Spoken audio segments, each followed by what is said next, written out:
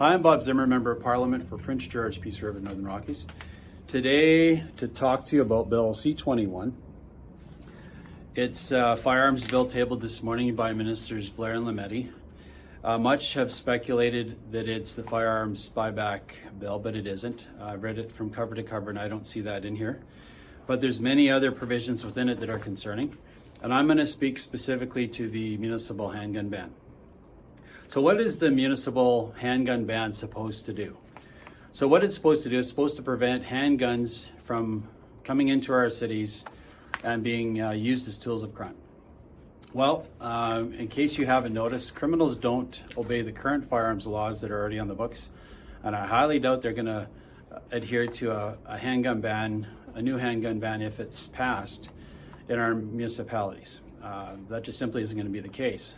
So what it does is it targets us lawful firearms owners once again, puts another layer of red tape on what we already do safely on a daily basis, the rigorous system that we have in Canada, but again, it targets us. Now, the sad part of this really is the misuse of resources. And you've heard me talk about this before. You know, if you're going to spend money on combating crime, then do it. Crack down on these firearms illegally coming across our borders, getting into the hands of criminals and being used on the streets of our big cities. Put the money there where actually a real difference can be made. And I had a colleague of mine, Bob Soraya, brought forward a bill a couple of weeks ago to tackle that exact problem, deal with illegal firearms in that exact way. Guess what the Liberals did? Do you think they would actually support that bill? You'd think it would be supportable. They actually voted against that bill. And then we see a couple of weeks later a bill like this, or again uses, finite resources that we have.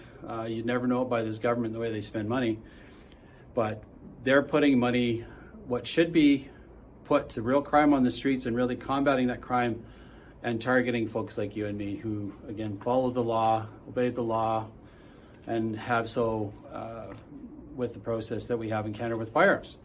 So I think it's just sad. The way it looks, though, I'll just explain a bit of what the bill actually looks like. So municipality can choose to simply enact a bylaw that says that we want to ban handguns. Once that particular bylaw is passed, and it would have to, again, this legislation has to pass for this next process to happen, it then has to alert the minister that it's done this, and then the minister gets involved, and it very much becomes a federal process. Once that happens, the municipality and anybody that has handguns in that municipality is alerted that now this new rule is in place. And my reading of the bill, it looks like they have 180 days to get the word across to you. And by then, at the end of that 180 days, the law is in place and you are not to have your handguns within that municipality. It's that simple. Now, anyone that we talked about Grandpa Joe in the past, he might have some handguns downstairs. He maintains his license, but maybe doesn't see this particular provision coming in. What would happen to Grandpa Joe in this case is after that 180 days, the registration of that particular handgun or handguns that are affected by this bylaw, those registrations, so I'll read it to you. A registration for a handgun is automatically revoked on the failure of the holder to provide to a chief firearms officer during the 180-day period referred to in subsection 5801 the information required to update the registration certificate for that handgun. So what it in essence does, it I don't need to say it again.